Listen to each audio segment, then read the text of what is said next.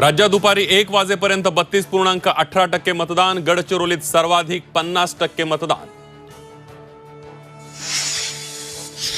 बारामतीत जोरदार राडा, अजित पवारांच्या कार्यकर्त्यांकडून धमकी, युगेंद्र पवारांच्या आईचा आरोप, बनावट स्लिप वाटल्याचंही वक्तव्य, अजित पवारांनी मात्र आरोप फेटाळले।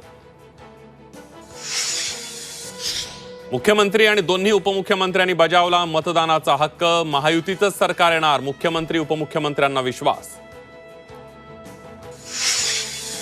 नांदगावमध्ये कांदे भुजबळ समर्थकांचा राडा, सुहास कांदेंनी बोलावलेल्या मतदारांना समीर भुजबळांनी अडवलं, पोलीस आणि निवडणूक आयोगाचं पथक घटनास्थळी दाखल।